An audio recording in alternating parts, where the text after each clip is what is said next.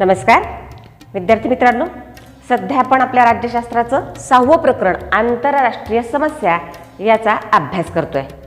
या आंतरराष्ट्रीय समस्यांच्या अनुषंगाने आपण मागच्या तासिकेला मानवी हक्क या आंतरराष्ट्रीय समस्येच्या संदर्भामध्ये माहिती पाहिली। म्हणजे मानवी हक्काची जगभरामध्ये होत असलेली पायमल्ली, कोणकोणत्या कारणामुळे मानवी हक्क हे पायदळी तुडवले जाऊ शकतात, त्याचा भंग होऊ शकतो, त्या संदर्भामध्ये आपण माहिती पाहिली।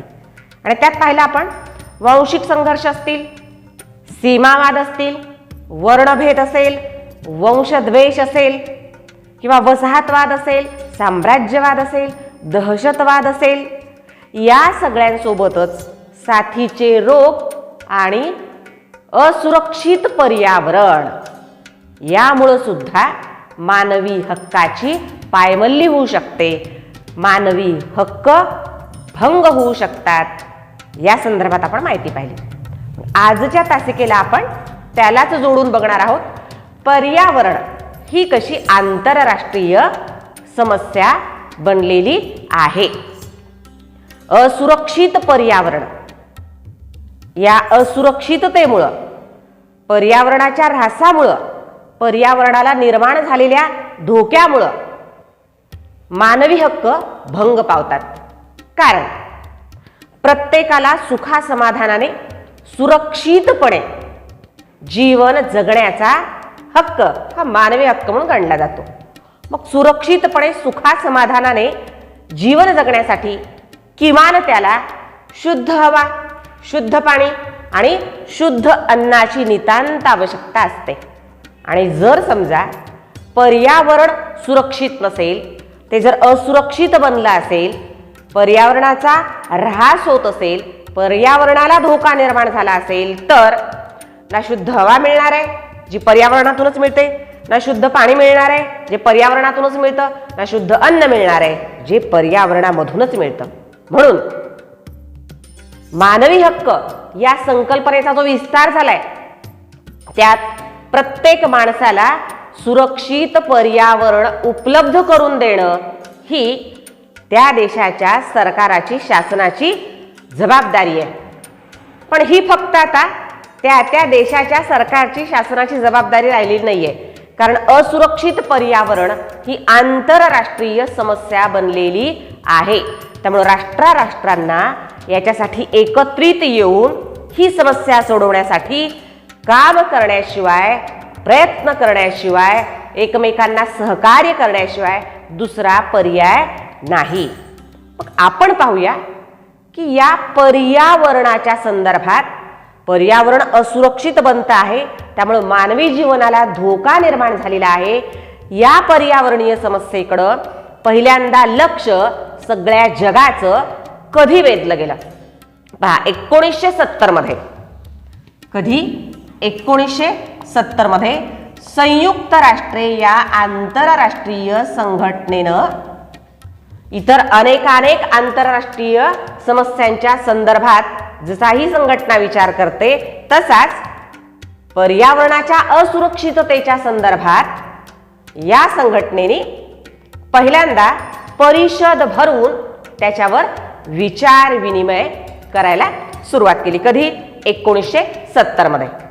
1970च्या पूर्वीपासूनच जगभरातल्या पर्यावरण तज्ञ, पर्यावरण प्रेमी मंडळींनी या असुरक्षित पर्यावरणाचा धोका हा संबंध जीवसृष्टीला कशाप्रमाणे भविष्यात निर्माण होऊ शकतो त्याच्याकडे लक्ष वेधलेलं होतं। आणि 1970 मध्येच मग या पर्यावरण तज्ञ, पर्यावरण प्रेमी अशा संघटनांमध्ये कार्य करणाऱ्या कार्यकर्त्यांनी 22 एप्रिल 1970 हा पहिला वसुंधरा दिवस म्हणून साजरा केला। कधी? 22 एप्रिल 1970 हा काय आहे? वसुंधरा दिवस। म्हणजे 22 एप्रिल हा वसुंधरा दिवस आहे। आणि तो कधीपासून साजरा करायला सुरुवात झाली? तो 1970 पासून साजरा करायला सुरुवात झाली। कुणी केली? जगभरातल्या पर्यावरण सुरक्षित राहावं पर्यावरणाचा जो असमतोल निर्माण झालेला आहे तो समतोल प्रस्थापित व्हावा या दृष्टिकोनातून पर्यावरण बचाव याच्यासाठी जी मोहीम चालवलेली होती तिच्या कार्यकर्त्यांनी हा 22 एप्रिल हा वसुंधरा दिन म्हणून साजरा केला आणि जगभराचं लक्ष खरोखरच पर्यावरणाला किती मोठा धोका अनेक कारणाने निर्माण झालेला आहे त्याच्याकडं आकर्षित केलं. सगळ्यात जास्त पर्यावरणाला धोका निर्माण कधीपासून व्हायला लागला? आपल्याला माहिती इंग्लंडमध्ये औद्योगिक क्रांतीला सुरुवात झाली. म्हणजे साधारणपणे 18व्या शतकाच्या उत्तरार्धात या औद्योगिक क्रांतीला सुरुवात झालेली होती 1750च्या पुढं. आणि 1750 ते 1850 ह्या औद्योगिक क्रांतीचा प्रसार तमाम खंडांमध्ये झाला. सुरुवातीला युरोप खंड आणि त्यानंतर मग अमेरिका खंड असेल, आशिया खंड असेल, आफ्रिका खंड असेल आणि आज आपण बघतो औद्योगिकीकरण हे सगळ्याच राष्ट्राची गरज बनलेली आहे. जे औद्योगिकीकरण झालं खूप मोठ्या प्रमाणात राक्षसी वेगाने आणि त्याच्यामुळं ऊर्जेची खूप मोठ्या प्रमाणामध्ये गरज निर्माण व्हायला लागली. कशामुळं? उद्योगधंद्यांमुळं, कंपन्यांमुळं, कारखान्यांमुळं औद्योगिकीकरण त्याचा वेग वाढल्यामुळं आणि या ऊर्जेची गरज निर्माण झाल्यामुळं खूप मोठ्या प्रमाणात नैसर्गिक साधन संपत्ती सुद्धा बेजबाबदारपणे अविचाराने त्याच्या दीर्घकालीन परिणामांचा विचार न करता माणसाने तिचा वापर करायला सुरुवात केली आणि त्यातून औद्योगिकीकरण मोठ्या प्रमाणात झालं आणि ऊर्जेची खूप मोठ्या प्रमाणामध्ये गरज निर्माण झाली. त्यातून पर्यावरणाच्या ऱ्हासाला, पर्यावरणाच्या असमतोलाला सुरुवात झाली. मग हे पर्यावरणाच्या ऱ्हासाला कारणीभूत कोण आहे? इतर पशु पक्षी पर्यावरणाचा ऱ्हास कधीच करीत नाहीत. ते निसर्गानुसारच, निसर्ग नियमानुसारच वागत असतात, जगत असतात. ते कधीच पर्यावरणाच्या ऱ्हासामध्ये 1% सुद्धा त्यांचा सहभाग नसतो किंवा ते गुन्हेगार नसतात पर्यावरणाच्या ऱ्हासाच्या या समस्येचे. मग पर्यावरणाचा ऱ्हास करतं कोण? सगळ्यात बुद्धिमान असणारा असा जीव म्हणजे मनुष्य प्राणी. आणि मनुष्य प्राण्यांनीच पर्यावरणाच्या ऱ्हासाला सुरुवात केलेली आहे. तर पर्यावरणाचा हा जो ऱ्हास होतोय, पर्यावरणाला हा जो धोका निर्माण झालाय, जे पर्यावरण असुरक्षित झालेलं आहे आणि त्यामुळे संबंध मग पशु पक्षी मानव सगळ्याच जीवन जे धोक्यात आलेलं आहे तो धोका कमी करण्याचं कर्तव्य सुद्धा कोणाला पार पाडावं लागणार आहे? माणसालाच पार पाडावं लागणार आहे. करावे तसे भरावे. बरोबर आहे. म्हणून या दृष्टिकोनातून अशा प्रकारचे वसुंधरा दिन किंवा वेळोवेळी परिषदा, सभा, संमेलन यांचं आंतरराष्ट्रीय क्षेत्रामध्ये आयोजन होऊ लागलं. मग आपल्याला बघायचंय की पर्यावरण ऱ्हास कशामुळे होतो, ती कोणकोणती कारण आहेत. कारण याच्यावरती 2 प्रकाराने प्रश्न विचारला जातो पर्यावरणाच्या ऱ्हासाच्या कारणावरती. एक टिपा लिहा, पर्यावरणीय ऱ्हासाची कारणं 2 गुणांसाठी आणि दुसरे संकल्पना चित्राद्वारे स्पष्ट करा 2 गुणांसाठी पर्यावरणीय ऱ्हासाची कारणं. तर प्रथम आपण बघू पर्यावरणाच्या ऱ्हासाची कारणे. कशामुळे पर्यावरणाला धोका निर्माण होतो, ती कोणकोणती कारणं आहेत पहा. प्रत्येक राष्ट्राची अन्नधान्याची खूप मोठी गरज असते. प्रत्येक राष्ट्राला असं वाटत असतं की अन्नधान्याच्या बाबतीत तरी किमान आपलं राष्ट्र स्वावलंबी असावं, स्वयंपूर्ण असावं. आणि त्यातून मग अन्नधान्याचं उत्पन्न वाढवण्याचे प्रयत्न होतात. मग अन्नधान्याचं उत्पादन वाढवण्यासाठी, शेतीमध्ये भरघोस पीक यावं यासाठी, शेतीची सुपीकता वाढावी यासाठी, तिची उत्पादन क्षमता वाढावी यासाठी खतांचा वापर केला जातो. खतांचा वापर हा पूर्वापार मनुष्य प्राणी करत आलेला आहे. बरोबर आहे, शेतीचा शोध लागल्यापासून. पण आजकाल जो खताचा वापर होतो आहे मागच्या काही दशकांपासून, ती खत आहेत रासायनिक. म्हणजे त्यांचा जर वारंवार सतत खूप मोठ्या प्रमाणामध्ये जर वापर केला तर जमिनीची सुपीकता वाढण्याच्या ऐवजी, मातीचा कस वाढण्याच्या ऐवजी तो कमी होतो. ती नापीक होण्याची दाट शक्यता असते. आणि त्यामुळं पर्यावरणीय ऱ्हासाला एक कारण म्हणजे खतांचा वापर, रासायनिक खतांचा म्हणूया आपण, ज्याच्यामध्ये रासायनिक पदार्थ असतात, रासायनिक खतांचा वापर. दुसरा जमिनीची सुपीकता वाढवण्यासाठी खतांचा वापर. तसं पिकं जी आहेत ती भरघोस यावीत या दृष्टिकोनातून त्याला कीड मुंगीचा प्रादुर्भाव होऊ नये, त्याचा रोगजंतूंपासून बचाव व्हावा, कीटकांपासून बचाव व्हावा, यासाठी कीटकनाशक पेस्टिसाइड्स त्याच्यात वापरली जातात. आता ही कीटकनाशक म्हणजे सुद्धा त्याच्यात रसायनच असतं, बरोबर आहे.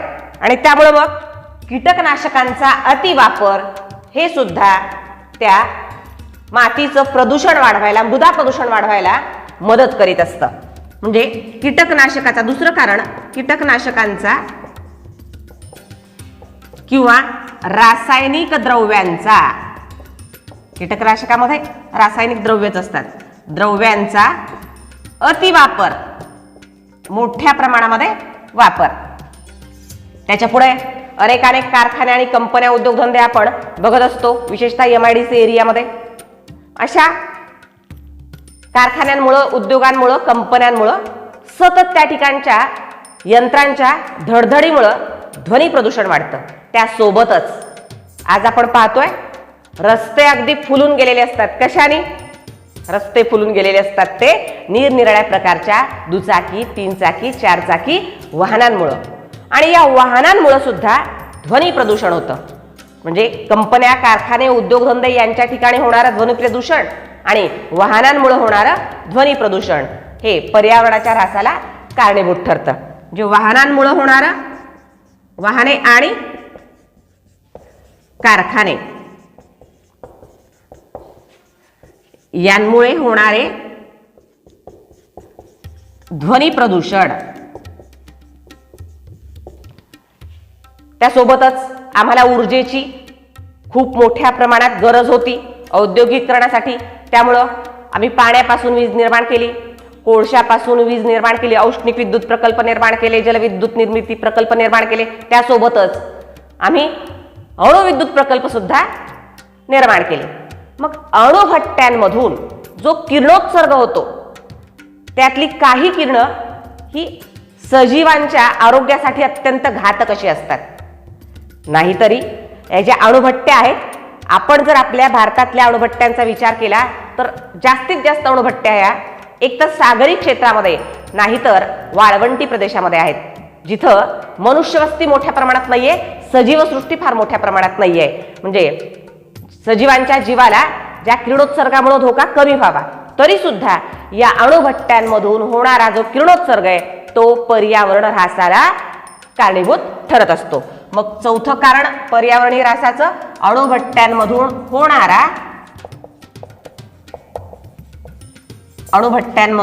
होणारा किरणोत्सार किंवा किरणोत्सर्ग. त्याच्यासोबत आहे सगळेच देश काही नैसर्गिक तेलाच्या बाबतीत, नैसर्गिक वायूच्या बाबतीत, खनिज तेलाच्या बाबतीत स्वयंपूर्ण नसतात, बरोबर आहे. आणि ही तर खूप मोठी गरज आहे प्रत्येक राष्ट्राची. आणि त्यामुळं देशांना, ज्या देशामध्ये नैसर्गिक वायू किंवा खनिज तेलाचे साठे आहेत, अशा देशांकडून तेलाची आयात करावी लागते. शिवाय जी जहाजं चालतात त्यात इंधन म्हणून सुद्धा तेलाचा वापर केला जातो. मग कधी कधी या दळणवळणामध्ये तेलाची खूप मोठ्या प्रमाणामध्ये गळती होते समुद्रामध्ये जहाजाच्या माध्यमातून. आणि त्यामुळं त्या ठिकाणचे जे सजीव आहेत, जे जलचर आहेत, समुद्री जीव आहेत, त्यांचं जीवन धोक्यात येतं. आपण अनेकदा या बातम्या प्रसार माध्यमांच्या द्वारे पाहत असतो की अशा प्रकारच्या तेल गळतीमुळं की समुद्री जीव कसे मृत्युमुखी पडलेले असतात.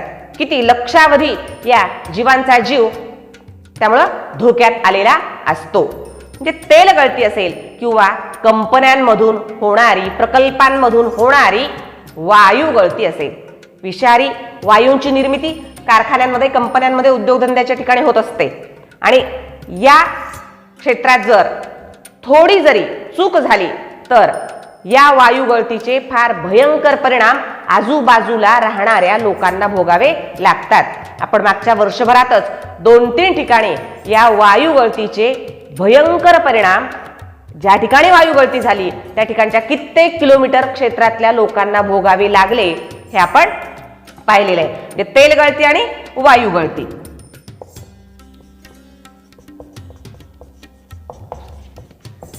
हे सगळे काय आहेत? पर्यावरणीय ऱ्हासाची कारण आहेत. ठीक आहे, म्हणजे अशा पद्धतीने अशी अनेक कारण आहेत. आपल्याला ही कारणं लिहिता येतील. जर संकल्पना चित्राद्वारे स्पष्ट करा म्हटलं तर कोणतीही यापैकी 4 कारणं आपल्याला लिहिता आली पाहिजेत. सगळीच्या सगळी लिहिली तरी काही हरकत नाही. आणि टिपा लिहामध्ये जर आला तर आपल्याला या पद्धतीने मुद्दे करावे लागणार आहेत. पर्यावरणीय ऱ्हासाची ही कारण आहेत. ठीक आहे, आता आपण पुढे बघूया पर्यावरणीय ऱ्हासाचे परिणाम. त्याच्यापूर्वी एका प्रश्नाचं उत्तर आपल्याला पाहायचंय. ते म्हणजे पर्यावरणीय ऱ्हासावर उपाययोजना शोधण्यासाठी सर्व राष्ट्रांनी सहकार्य करणं गरजेचं का आहे. 2 गुणांसाठी हा प्रश्न आपल्याला विचारला जातो की पर्यावरणीय ऱ्हासावर उपाययोजना करणं गरजेचं का बनलेलं आहे आणि त्यातही सगळ्या राष्ट्रांची सहमती आणि सहकार्य का आवश्यक झालेलं आहे. पहा, 1990 नंतर साधारणपणे जगात जागतिकीकरणाचा वेग वाढला. आपण 9वी मध्ये राज्यशास्त्र आणि इतिहास दोन्ही विषयांमध्ये जागतिकीकरण म्हणजे काय हे अभ्यासलेलं आहे. राष्ट्र राज्याच्या सीमांच्या पलीकडे जाऊन अर्थव्यवस्थेचा जो विस्तार झालेला असतो त्याला आपण जागतिकीकरण असं म्हणतो. बरोबर आहे. संपूर्ण जगाची एकच बाजारपेठ बनणं, जी बंधनं आहेत त्या क्षेत्रातली, ज्या मर्यादा आहेत त्या शिथिल होणं, काही अंशी नाहीशी होणं.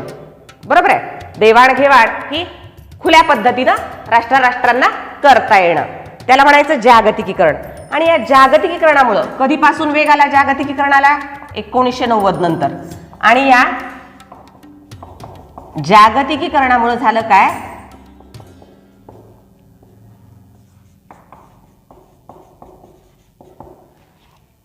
परस्परावलंबन वाढलं राष्ट्रांमधलं. अनेक गोष्टींसाठी कुणी कच्च्या मालासाठी कोणावर अवलंबून आहे तर कोणी पक्क्या मालासाठी कोणावर अवलंबून आहे. बरोबर आहे. मल्टीनॅशनल कंपन्या, बहुराष्ट्रीय कंपन्या, त्यांचं खूप मोठं पीक आलं. म्हणजे परस्परावलंबन राष्ट्रांचं वाढलं.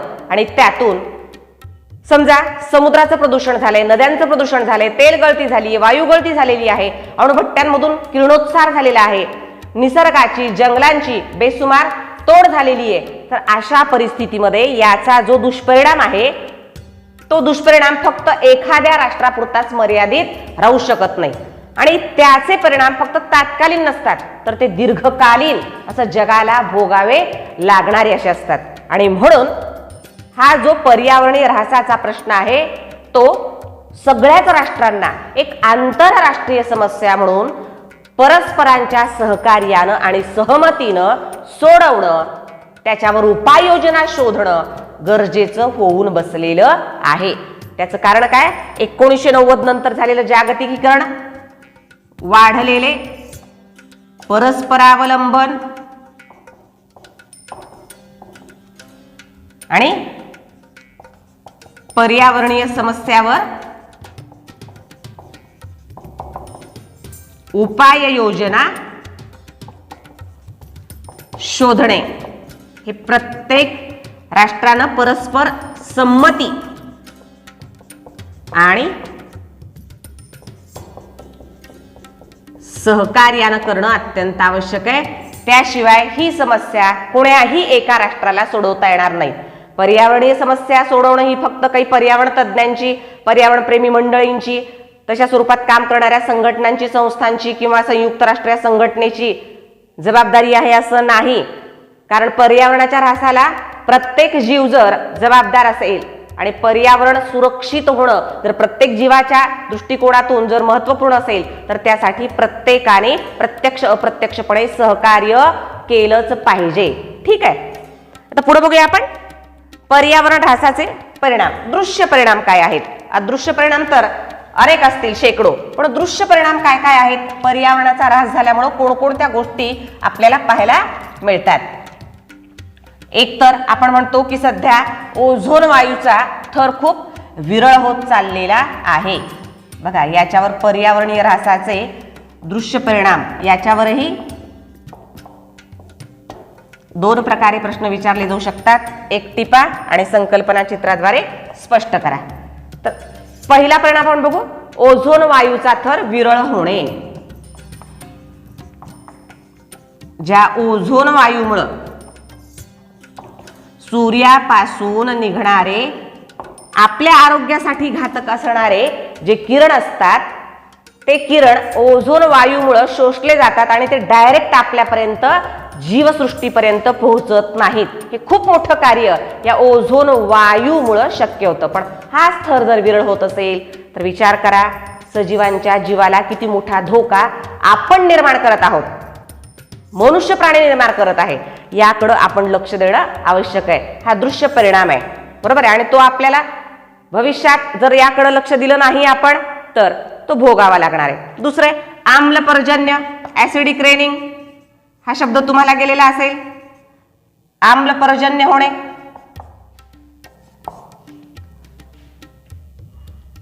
म्हणजे पावसामधून जो पाऊस जीवनदायी असा असतो, बरोबर आहे. या पावसामध्ये जर आम्लाचं प्रमाण जास्त झालं तर जीवसृष्टी धोक्यात येऊ शकते, तिचं आरोग्य धोक्यात येऊ शकतं, बरोबर आहे. अनेक प्रकारचे आजार सजीवांना होऊ शकतात जर पावसाच्या पाण्यामध्ये आम्लाचं प्रमाण वाढलं तर. पण प्रदूषण जर वाढलं तर ऍसिडिक रेनिंग होत असते, आम्लपर्जन्याचं प्रमाण वाढत असतं.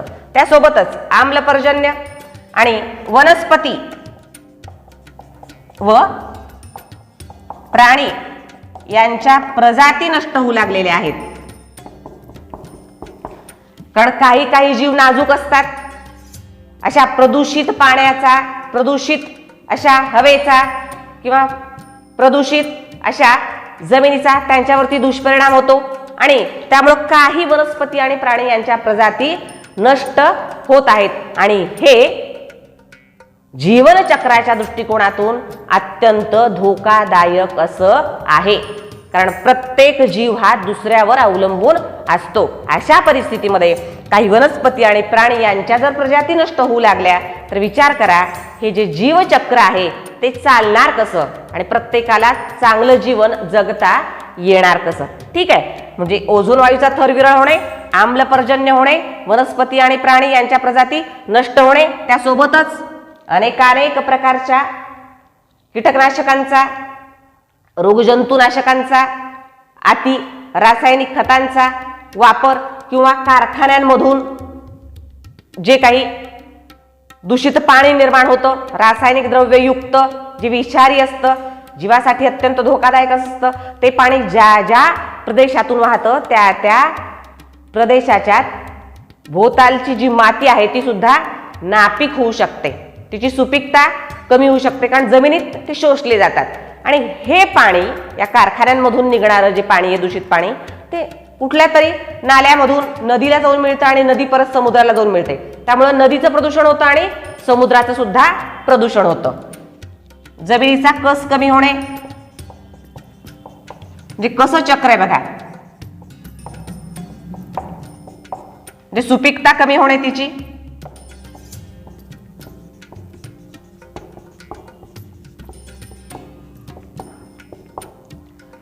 त्यासोबत नदी आणि समुद्र यांचं प्रदूषण, हे दृश्य परिणाम आहेत. मग याचा परिणाम असा होतो, पावसाचं प्रमाण कमी अधिक होतं,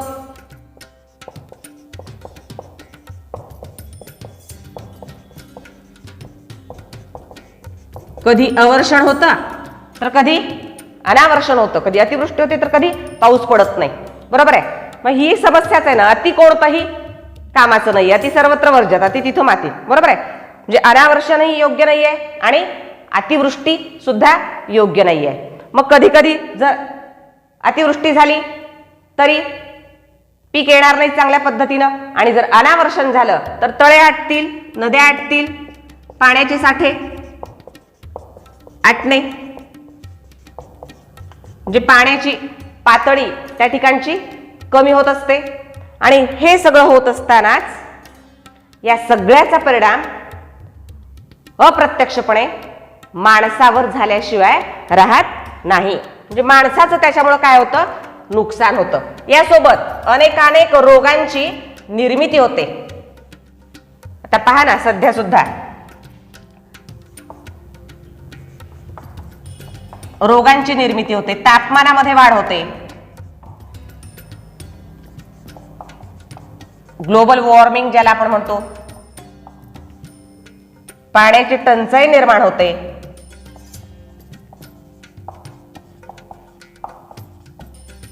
म्हणजे अशा पद्धतीने पर्यावरणीय ऱ्हासाचे अनेक दृश्य परिणाम आपल्याला भोगावे लागतात. हे दुष्परिणाम आहेत, हे सुपरिणाम नाहीत. बरोबर आहे.